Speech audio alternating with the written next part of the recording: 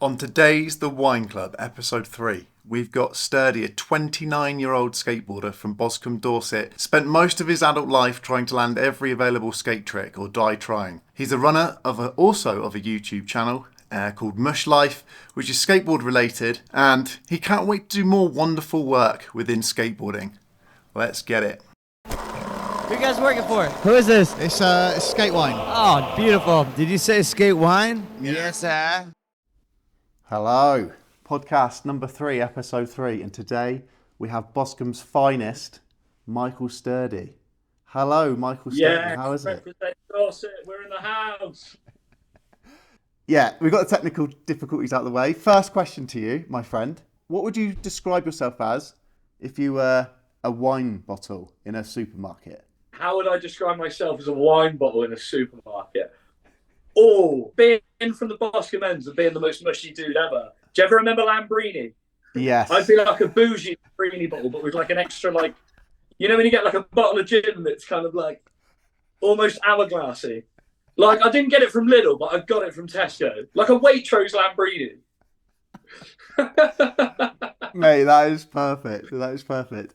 So first of all, if you'd like to just give yourself a little introduction, you're a Boscombe local, right? Yeah, so I was literally born up the road, lived in Boscombe until I was like 18, then moved away, and then just couldn't resist the call and came back. Whereabouts did you move to? I moved from, I didn't even leave Dorset. I tried so hard to stay in the county.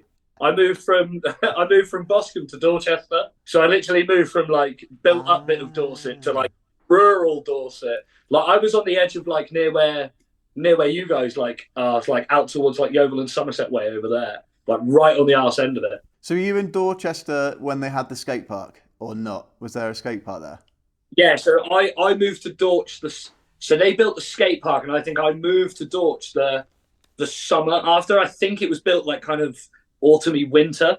I was there just long enough to have like done 10 years at Dorch. Wow, 10 years. Yeah, 10 years at a skate park that's only fun for about 25 minutes. Oh man, I went to the opening jam, I think it was, and I witnessed someone break I think it was their arm. It was disgusting. They were trying to do that transition. Yeah, that dude, Mike, is a skater from Portland. He's like a friend of mine, and he'd literally just got there. And it was like, oh, yo, Mike, do that trick you did the other day. And literally instant break. Not transition, transfer. It was, yeah. Oh man, it was disgusting. So, forever, it was just known as the comp gap because it was just the only time anyone ever did it. What got you into skateboarding? When did you start skateboarding? How old were you? And I'm assuming that you were in Boscombe. Ironically, no, but still like in the local area. So as a kid, I didn't really like live at home traditionally. I lived with my gran for a long time, and she lives like on the edge of Bournemouth in a place called West Howe that's got a skate park that's made entirely of rust and promises. And my cousin had a skateboard, and he just kind of like he dabbled a little bit, but he was quite chavvy. So after a while, he kind of like gave up, and I rode it, and I let it go on the road once, and it got run over, and then she bought me like a no fear skateboard from Sports Direct when I was like 12, and just it was just instantly hooked. Like there was a park down the road from us that was one ramp, a jump box, and a quarter pipe. But you had so much speed for the quarter pipe that it would be like skating 3 foot of vert at 60 miles an hour. I don't know why it hooked me. How old were you? 12 or 13 when I first like got on a board and was like, this is way cooler than everything else I did. Because at the time I was still doing like, I played football like for the region of Dorset and like at school. And then just as I got a bit older and got a bit like further away from like what everyone else was doing and slowly started moving towards skating, it was just, that was it. I had the bug. I played Tony Hawk's. I wanted to 360 flip. I wanted the big speaker. I wanted Musker's baseball jersey. That's so funny. It sounds so similar to me, like being in Bideford, having like some sketchy ass GBH metal ramps. And yeah, I was around 12 as well. And I came from football. So that's like quite funny. So did you have a local skate park when you were 12? Kings would have just been built as I got a skateboard, but I didn't go to Kings till I was like, probably like 14, 15. A lot of like my first 2 years of skating was like, I could skate everywhere and like ollie up curbs, but I never went to a skate park. I kind of hung around a crowd of people that didn't skate. So like I would just skate to hang out with them. And then eventually as I moved away from them, I just remember going to Kings. And I remember my first day at Kings because literally I rolled in that skate park and was like messing about and just Billaroo come flying through like over the driveway gap, just hit the fattest 5-0 and just little me at the bottom like just getting wiped out, and then him just picking me up and literally pretty much throwing me out the way like, come on, I'm trying to get this trick. Sorry, what two names did you just name? Bill and Billaroo. You know, have you ever met Bill Hillary? No, I don't think I have. So is he a Boscombe local? Nah, I don't actually know. I think he started in Bournemouth, but I always remember like growing up, like Bill would be around. And then he moved to Brighton. That dude was crazy. Like, I think he pretty much did every MBD on the King's handrail before it got cut out. Like, the dude was wild. And what year did Kings get made? 2005, wow. I think. So it's been there for a while then. Around that. So, like, she's had some longevity in her. When did King of Kings start? When was that? I think it 2010-ish. This was like, they started King of Kings when I didn't live in like central Dorset and Bournemouth anymore, but I would still like come back to like get involved and like do the weekends. But yeah, like my proper involvement has only really been in King of Kings since like 2019, 2020, like through the COVID years, and then like in the later ones and the one that you were at as well.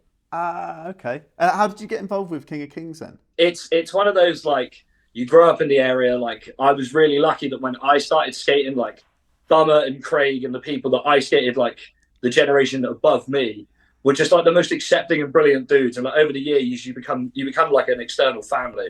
And I was just really lucky that luckily I have a really big mouth and I'm not afraid to use it. So somebody handed me a megaphone and I just started shouting more at people. And it went from like, oh, we're trying to kickflip the stairs. I'm like, nah, we're gonna tray flip over the hover now. Like, I'm expecting more from you.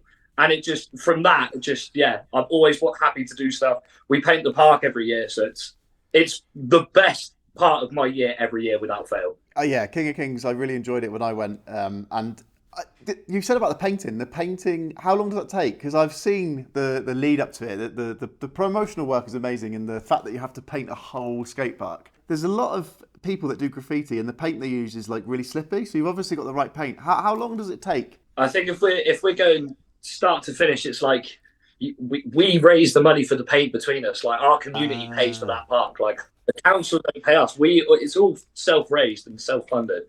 And then it's like Bummer, who is a decorator by trade, is like really good at that stuff. Plus, the skate community is full of chippies, builders, anybody that understands anything external. So we're really lucky that we are basically a big group of DIYers. It started with checkerboard. That was the worst paint job ever. I will be happily quoted that I hated it. I hated checkerboard. Don't bring it back.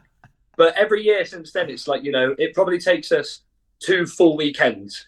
But there'll be some years, like the year we painted it like the Carvatron, we had 36 people painting at one time. On rollers, on brushes, cutting in loads. And this year as well, when we did the sea theme, we had to make sure that park was done and perfect so that the artists could come in and do all their cool stuff. So it's like, it's a lot of work. Sometimes it's 2 full weekends, it can be 3, but we always do it a bit early, just in case, because you never know what can go wrong. And so who runs King of Kings then? I'm guessing it's a group. We've got like a group community, like a little council between us, but really like Bummer's at the figurehead, just pointing and throwing objectives and ideas at people. For the listeners, what's Bummer's actual name? Danny Bulmer. There'll be a few of us that have things to like sort out and get ready, and then like Bum really, like, he is the figurehead, like he makes everything happen. So it's just, I basically play Bummer's PA for as much as I can physically do for him. You know, even if it is like through King of Kings, it's standing with a megaphone, shouting and getting all the jams going, and then every now and then throwing him a bottle of water and making sure he's hydrated and okay. I've met Danny Bulmer, and he's a big part of the Boscombe scene, is he? He's like the person that runs the show. I would say the whole Dorset scene, and if not the whole South Coast. That man is. I've watched that dude go from like the coolest skater at Kings that I'm like, oh, look at him, his front feebles are immaculate, to now being like taking amazing photos, filming brilliant videos, and like really being the figurehead of that scene. And like, he is a big inspiration for like how I am in our community. Like, he is so accepting, so loving, and like so happy to help everybody. It's like, it's almost out of respect that I carry on that tradition of being somebody that like people can come to or like want to be around and like bring the hype when it's needed. Definitely. What was your favourite year of Kings then? I've got my winner's trophy literally here. This is my for all the. I have one King of Kings, and I think I'm the one competitor with the least amount of points on the board in a winning team. I did one trick all weekend. What year was that? Get in 2020. We were Team Fart Boner. Forever, I am proud of that. I had to piss in my own mouth to get this. I will fight a man to the death to keep it. Wow, that's that is commitment to skateboarding in this universe. King of Kings. What is the idea behind it? How do you go about entering, and what is the competition setup? Because I think that's something that I found the most fun and interesting. Is like the random the random nature. It's a little bit like the Thrasher King of the Road. It was, so I think when Bummer first started it, they did just a game of skate. So the King of Kings originally was like everybody pays in. It's a battle of the barracks sort of style, like formation, just like all knockouts, final. Like the first year King of Kings was, I think you can find it on YouTube somewhere. It was Phil Russell versus Nicky Porter in the final. And they were just in the bottom of King's Bowl, and just everyone was around the edge of the bowl. It was like Mad Max in the Dome. That's how it started. And then eventually it would progress. And then they did one year where we did Goofy versus Regular. So we just did everyone at the park, Goofy versus Regular. That was pretty cool. Amazing. And then, slowly it evolved like the King of the Road. Like we got a book going and like challenges and things like that. So the year that I won was one year where it was basically all the book, and then the game of skates worth points. And then there was some challenges that were worth points. And then it all added up to whoever had the most wins. And that's always kind of been the format since then. We kind of kept it and kept rolling. But last year we did a lot more events and big jams. This year, I'm thinking that we're going to go back to the book format, because I think people love that. It's like having a book. All you need is 15 dudes that want to skate, 15 women that want to skate. It doesn't matter who you are, just 15 of you to go and skate. Pick a stupid team name, get a book, and start skating and put it on Instagram. It's so simple, but it's so brilliant. You know, it's just the best thing ever. If you haven't ever done one and you live in England, you need to do it. 100%. It is better than King of the Road. What challenges have been the most fun? Because I think the challenges for me, even down to like do a frontside feeble on the big section. Like, which one was your favourite? I love the one that you were in. One of my favourite ones is, we did the massive launch gap. Just like it was a bank that was just basically like a vert ramp. That one was like, and some of the stuff that was that one, it was dangerous because if you misfired, you were just back into a transition. It was just a bit taller than me, and I'm just over 6 foot tall. And it was pretty vertical as well. And the gap just got it got to a point where it was like 15 odd feet. And it was just like, it's over the start of a 5 foot quarter. So if you miss, you're just goodbye. So for the listeners, this was around about 5-6 foot kicker ramp, and then there was a gap. They just slowly made the gap get bigger and bigger.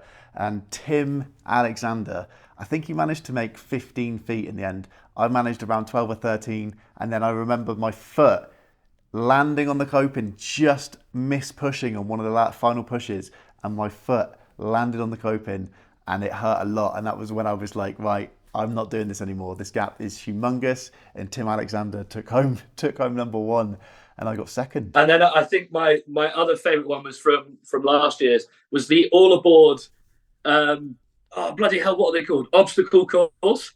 They did like a full obstacle course around the park. So it was like you had to tic-tac from one side of the park to the next bit, dark slide down a flat bank, Mission Impossible crawl around the 8 foot, have to avoid Simon, who was crab defending a section of the mini ramp. It was just one of those ones where it was just it had nothing to do with skateboarding at the start, but skateboarding made it so good at the end. And it was really cool because so many different people tried it. Another one I'd seen was the Ring of Fire. Have you had a go or attempted or been through the Ring of Fire? And how is it to see that in first person? I have never gone through that thing, and I will happily hands up admit that I am not cool enough or hard enough to even try. My fly out game is weak, so I'm happy to say it. But I've just I've been to so many King of Kings. I've seen so many cool things go through the Ring of Fire. But just you also see some bad ones, some dude clipped his head and just his hair caught fire. Jamie, who also works at Moose Skate Shop, whacked his arm against it, and got like seriously burned. So like King of Kings is not for the faint of heart. There are some serious like dangerous challenges that go down. So you mentioned Moose Skate Shop there. How is it to work at a skate shop and be in amongst the industry and seeing people come and go from the shop? So I started working for Moose in August of 2021. So I've just done over like 18 months at the place. So I moved back to Bournemouth, and the job I had, I transferred with back to Bournemouth. And it got to a point where like my mental health and my own safety were just basically being thrown aside for the sake of a conglomerate. And I just really had enough. What We were going through King of Kings, I was a supervisor for a pub chain. Okay. But it was one of those things that like it worked really well where I was. And then when I moved, just like it wasn't what I wanted it to continue to be. How's it been working at Moose Skate Shop then? Been working at Moose I've been blessed to be at the heart of a community that like when I grew up was so open and accepting, and now like you come back to it 10, 15 years later and nothing's changed except the people. Like the people have just grown. Our community's so much bigger now. And it's really cool to be able to like have kids come in that have never skated before, that are setting up their first board and we're having good conversations, or like catching up with somebody that I haven't seen in years that's coming and they're like, oh yeah, I'm going to go skate here later on. We should hang out. And it's like, there's never been any love lost, which is the best thing. But getting to do things like King of Kings and all of our local skate park jams with Moose alongside it has been really beautiful to see us go from this tiny little cupboard shop that we were in to now having a full-fledged big size store on the high street of our local town. It's good to keep that longevity in our business, and hopefully for forevermore we'll be going onwards. Moose Skate Shop's based in Boscombe, is that right? It is. We are pretty much in the centre of the main high street of Boscombe, just next to the O2 Academy. So does Moose Skate Shop have a skate team then? Yeah, so we've got Alfie Mills, Charlie Gush, and Sol Wells, and Darwin. I was trying to think if there's anybody else that I probably missed. I probably have. I'm not the owner. I'm just the dude that loves to shout on Instagram for you to come and buy stuff. I absolutely love the videos you do on Instagram and on social media. They're so fun and so funny. It's one of those things that what you see on like me doing those silly stories and promotion. It's very much what I would be like if you came in the shop. I'm very much like, I'm boisterous and I like to use comedy and laughing as like not a sales technique, but you know what I'm saying. It's a really easy way to connect to people by just getting them to smile and laugh. And smiling and laughing is definitely the first thing I did when I met you. I think it was at Dean Lane. Although having said that, I think I met you probably at the Dorchester opening skate jam. But I definitely remember you at the Dean Lane Hardcore on one of the videos that I'd made. I feel like we probably looked a lot different because I feel like you probably still had all of the mullet, and I at this point would have been bald, whereas now I actually have quite fabulous long hair. Yeah, well, I definitely remember you from Dean Lane Hardcore, and that day was wearing my special helmet. Wear a helmet, that sound. I kept telling everybody that you were a Poundland version of Tim. Because Tim is the greatest helmet rider there ever is. Shout out to Tim Alexander for having the best helmet there is. Man, Tim Alexander has put SkateWine on the Urban Dictionary as one of the worst YouTube channels on the internet.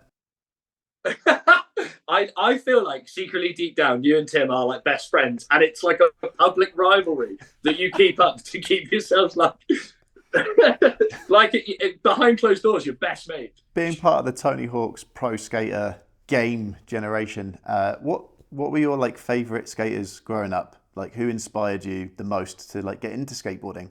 I'm guessing some of the characters out of Tony Hawk's Pro Skater. So like a lot of my early skateboard knowledge comes from the Tony Hawk games. But I always remember just loving Musker, like the character when he pulls up, he's like, "Yo, that board is whack, take mine." Like I always remember seeing that and being like, that was really cool. And then like seeing like subsequent videos after that, I was I'm an emo kid as a teenager growing up. So like I had a lot of Bam Margera love and like Element, Mike Vallely, like the kind of like off dudes. As I started to like develop skating and go to skate parks, like I was a mini ramp rat for so many years.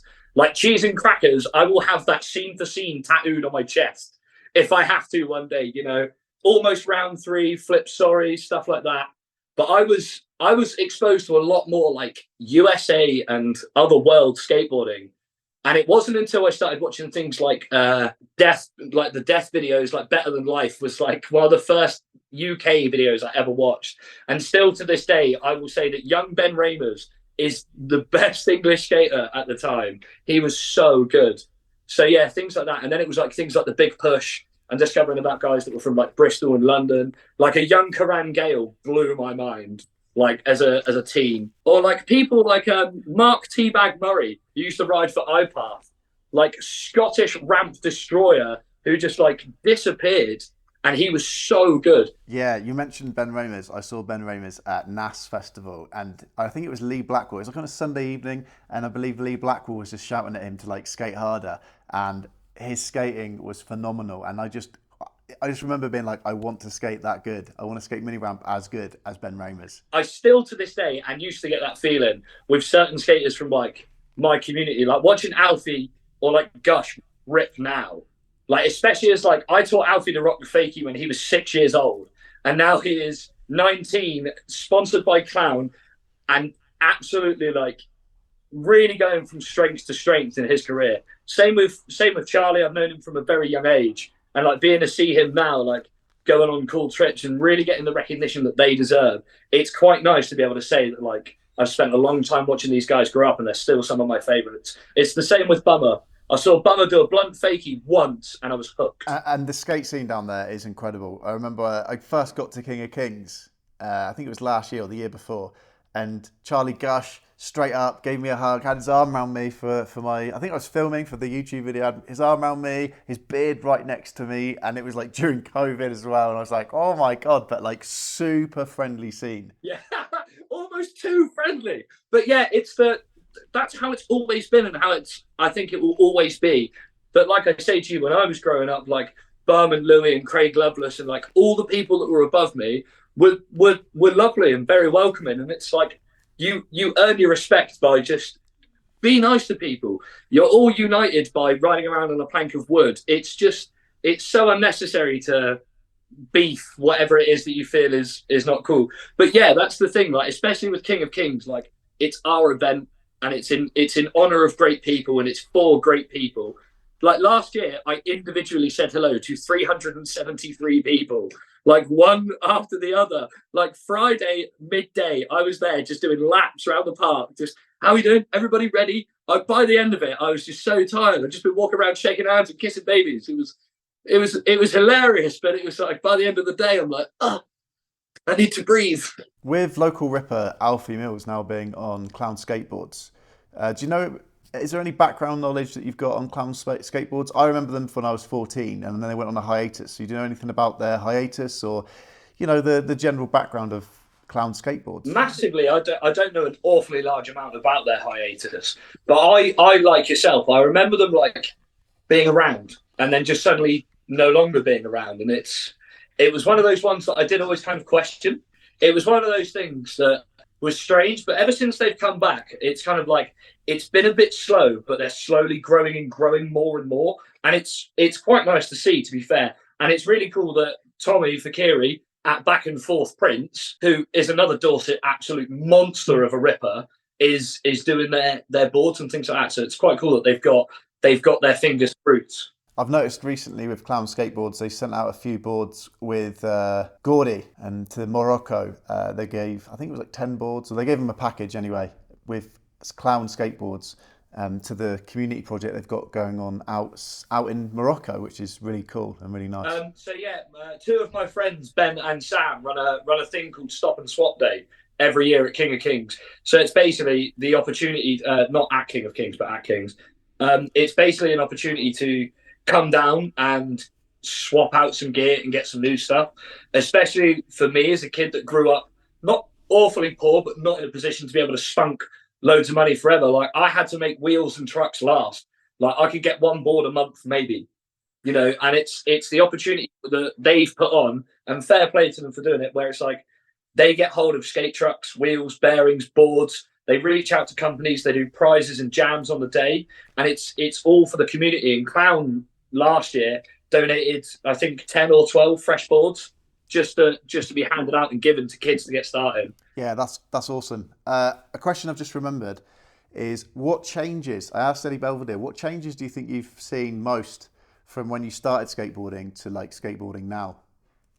Oh, that's a really tough one because like I feel like with social media and Instagram, you get flooded with so much skateboarding, and it's really hard to keep up sometimes.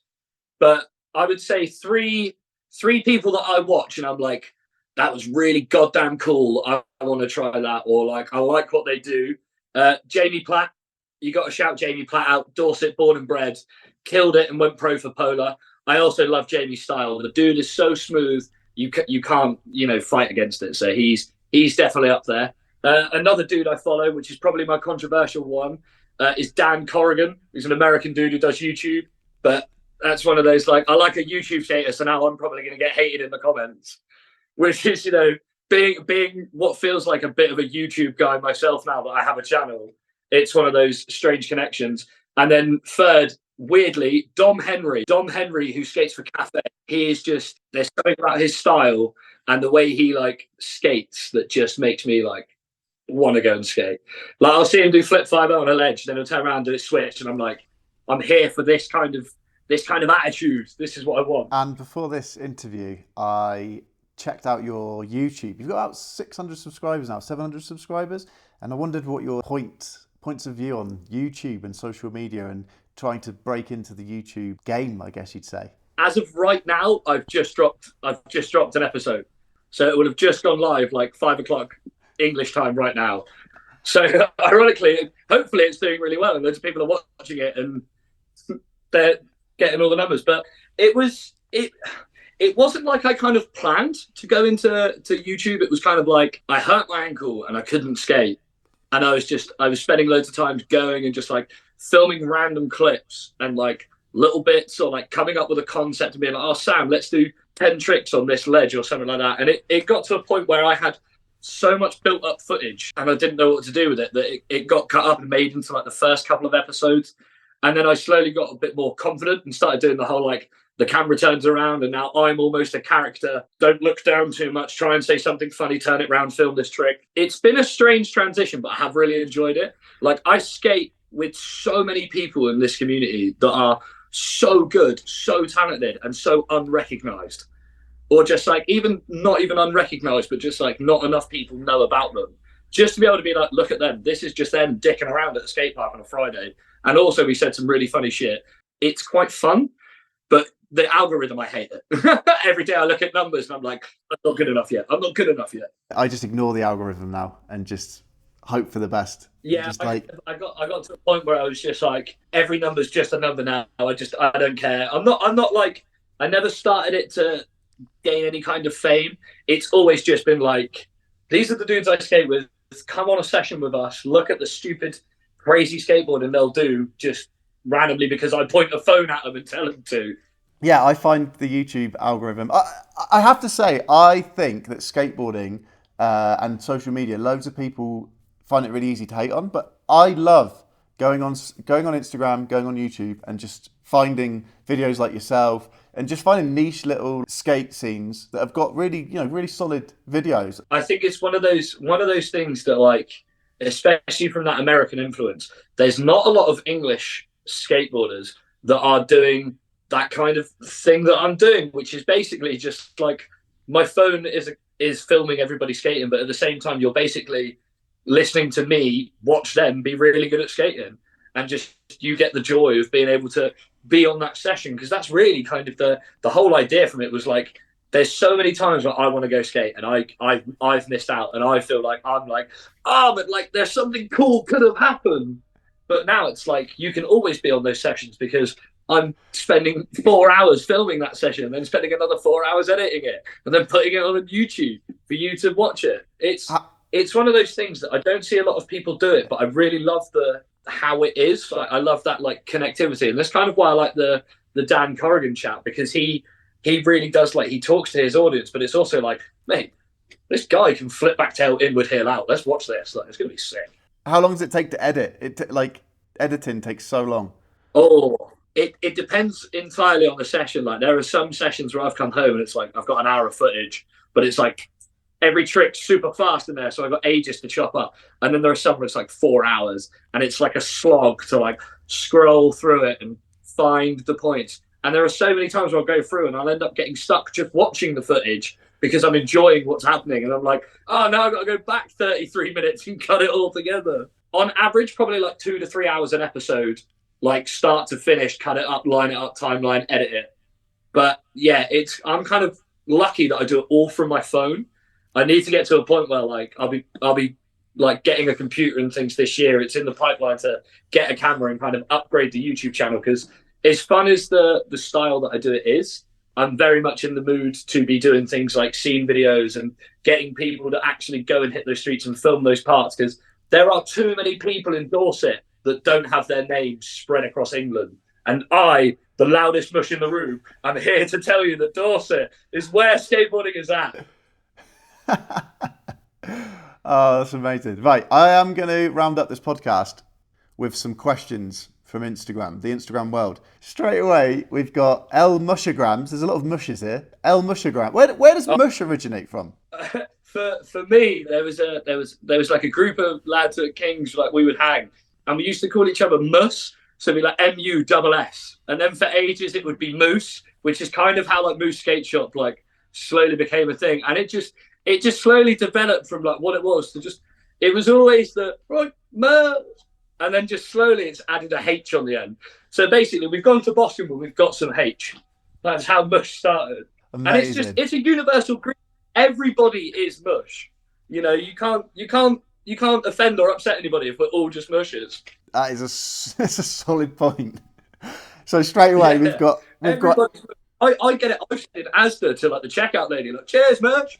She looks at me like a mental. Is it only a skate thing? Do you know what? It's one of those very few things that like I weirdly don't have many mates outside of the skateboarding universe, which is ironic. But I'll say it to everybody, and like the few people that I do know outside of the world, like fully get it, and they're like, "Yeah, merch, what's going on?"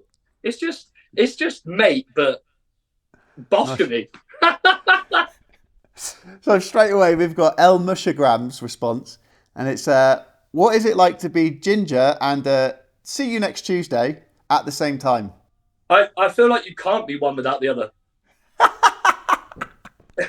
It speaks for itself. What's El Mushagram? What's his actual name? He's in Biddyford now. What's his name? Elliot. Elliot, that's it. Elliot Boyd. I couldn't remember his name. If you ever see Elliot at Biddyford Skate Park, tell him to shut up, and he's an old git. Hopefully I'll hear it on the podcast now. The next one. I hope he's gonna like one day look down like, ah. The next one we've got is from Kai Groves, and it says, "What do you think has caused the increase in the limelight for skaters in Dorset in recent years?" Now, I read this and I thought this is a brilliant question that I should have thought about asking. So, why is there now a limelight for Dorset and Dorset skaters? That's mad, because I remember Kai being like a teenage boy that was like too shy to ask these kind of questions. So that's quite cool. I think that we've been really lucky that we've had a resurgence of new skaters, especially with things in Dorset like the building of the new universities at Bournemouth, because we now have 2 or 3, and things at both Portland, Weymouth, Christchurch, Bournemouth, Wimborne, Westmoors. They've all had new skate parks. Like there's been a big build in the Dorset area of new things to go and skate, along with a lot of like construction and rejuvenation of the local areas, which brings more spots, more street areas and things like this. And we've been really lucky that all of that has kind of happened in the same time that more people have come to our town. And like we touched on earlier, our community is so welcoming that we physically will not let you leave because we want you to be here and have fun and skate with us. So I think it's the building of new parks, the injection of thousands and thousands of new people, and the new look and feel to Dorset, because a lot of places that I've lived don't look the same as they did 10 years ago. You know, so that's not necessarily a bad thing. It just shows that progressively everywhere is getting bigger and busier means that there's going to be more of a spotlight on it. Plus, we've been lucky that, you know, Jamie obviously going pro for Polar is a big showing of somebody from rural Dorset. You know, we've been really lucky to have some really cool figureheads from down here as well. Plus, like, over the years, we've had loads of people come and visit and do tours here and stuff like that. So I think with that whole thing, that culmination, it proves that it's getting more of a limelight, and it deserves it, because I know Dorset has been pushing its skateboarding since the day I could push on a skateboard, which was a really good piece of wordplay there. I was going to say, what do you think's been? It was a question I asked Eddie. What do you think's been like the biggest things that you've seen change over the time of you starting skateboarding and now? I think one of the biggest things is the amount of skateboarding that I can consume. Like when I first started, I played Tony Hawk games. I had one copy of Flip Sorry on video that I found in a charity shop, and like, oh no, I'm being attacked by skateboards. As I'm saying it, they want to get me. And then it would be like little things like maybe a magazine or pictures. So like the amount of skateboarding I consumed when I was younger and wanted to learn and wanted to see thousands of variations, and like I want to see 5 people do a crook because they'll all do it different. You know, that was very low. But as I've got older and older, like Instagram and YouTube only really were a thing as I was in my late teens. And a lot of people were using YouTube for like music or stupid videos. It was still very much in its meme phase. So now, especially as I got into my earlier 20s and my later 20s, like Instagram, I can go on it and I could be on there for 2 full days without sleep, and I probably still wouldn't have consumed all the content on there, you know. And especially with the birth of like new companies and bigger things, and like Thrasher got super big, and like the Berrics got really big, regardless of how you feel about them.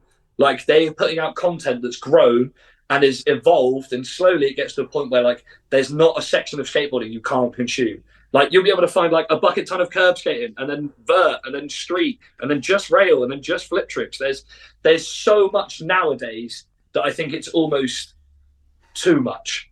I definitely agree with that. That's it's an interesting one, because I thought you were going to say like this has changed or that has changed, but social media has been a big part of the change within skateboarding, especially in our community. Like speaking from seeing everybody else and how it is, like our community at its core hasn't really changed. We want to skate, we want the best clips, we want the best spots, and we want to hang out with the best people. And the best people are all of us, because we are all equal and just as mushy and silly as the rest of us.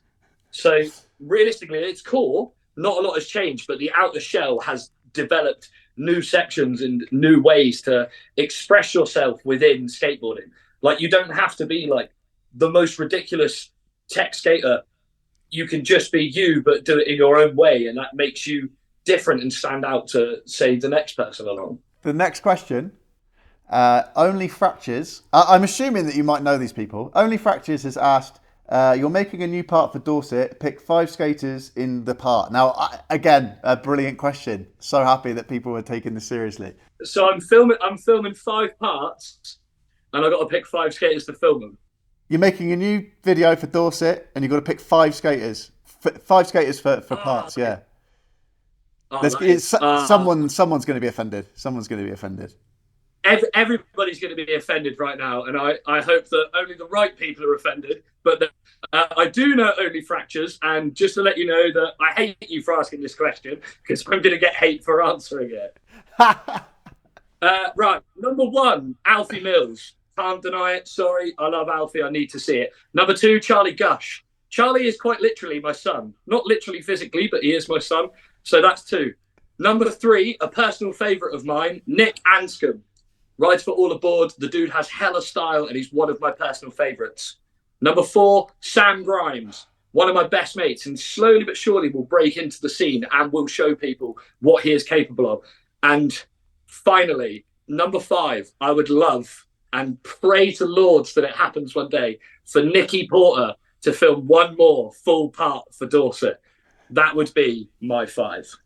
Amazing. And I'm sure somewhere right now, Bummer is like, because I'd love to see Bum film one more part, but I've got to give more to somebody else. I've got really excited in this board. It's trying to kill me. As you were saying that, I've just realised I can swipe left on the questions. Elbez. Do you know Elsbez? Elsbells. Elsbells. Do we know Elsbells? Yeah, that's my missus. I thought it might be. Elsbells has asked, and interesting though, they're decent questions. Was skating something you always wanted to do?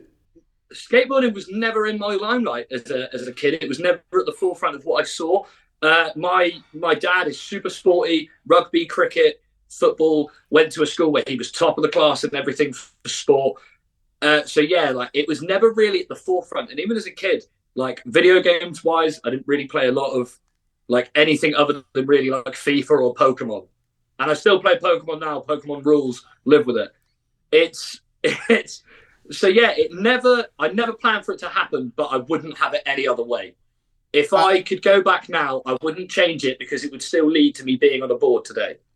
And going on from that, is skating your main or only passion, or do you have others? Skateboarding is probably my main passion. I think other things that I love doing are kind of still involved in the whole skateboarding process. Like I love filming, I love editing, I love being out on the session and bringing the hype. As you've seen at King of Kings, I've got a hell of a set of lungs on me. It's one of those things that I love helping people. I love helping people progress and grow. It's no different to like seeing one kid that can't ollie and then over the week seeing him get to a point where he can kickflip better than me. You know, I get such enjoyment out of other people's enjoyment that probably is my passion.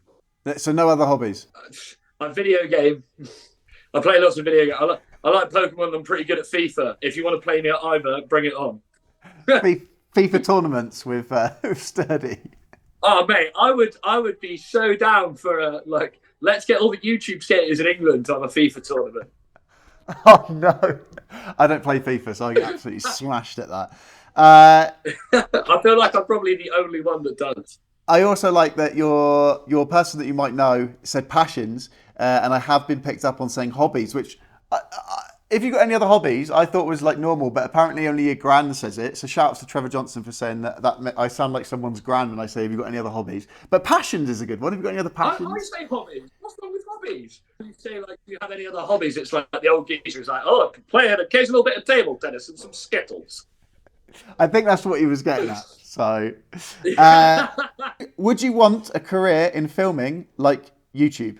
This is the conversation I feel like I've had a couple of times with a couple of friends. I feel like I love doing the YouTube thing, and it is something that I will continue to do regardless, because to be honest, I just enjoy it. And if even just a small fraction of some of the people that have been on there get anything back in the skateboarding world from being on there, then that enough for me is like that's enough gratification for me. But if I can get to a point where it can be monetized, you know, I think it would be really cool for it to be monetized, but all the money that I'd make, I just want to put back into making more daft, fun content, or just like, oh, you know what, YouTube's made £200 this month. I'm going to pack a minibus full of lads and I'm going to take them to a skate park and make them attack it. You know, it would be all about giving back to the skateboard community, which is kind of like what Mush Life kind of started as. Was like, look at these dudes, they're amazing. Because like you watch it, there's not an awful lot of content at me. Do not be fooled. I'm crap at skating. I've just got a really good pivot fakie. Next question. If you could only skate one thing for the rest of your life, I got a feeling I know what the answer is going to be. What would it be? If I could, like one obstacle, curbs. It would just it's the obvious answer. It would be I'd have to flip a coin between curbs and a mini ramp. That would be it. I was going to say, I thought you were going to say mini ramp. A little bit of me, like somewhere in the back at the corner, is just going like, what about the manual pads? But I'll just have to live with it. So Zach Gilbert's response: any double-sided curbs? That's amazing. We've moved on to curbs. Any double-sided curbs in Dorset, like them sweet ones we see in the USA? I've found one, and it is in the most kick-outable car park in the goddamn universe. We need more double-sided curbs in Dorset. We need it. We need more slappies. Stop taking our car parks. So shout outs to any contractors or builders that want to make a double-sided slappy curb. Come and build me a curb, I'll pay you. Perfect. Right, I'm going to round that up just there. Thank you ever so much, Sturdy, for being on the old podcast. No, thank you. It's been an honour and a privilege to be here in the wine club. Do you have any shout outs?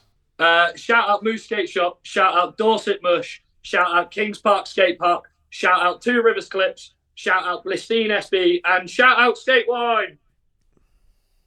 Muchas gracias. Thank you very much. Right, I'll leave it there, Sturdy. Thank you ever so much for being on. Have yourselves a blessed time. See you later, Rob. Thanks ever so much. Wow. So that was Michael Sturdy from Boscombe. Really good chat. Really interesting scene, almost like a scene report of Boscombe and the south coast of Dorset. Yes, Mush, thanks for being on. We've got Skateboard Scotland coming up. We've got Brett Dye from the Skateboarding Show in the not too distant future.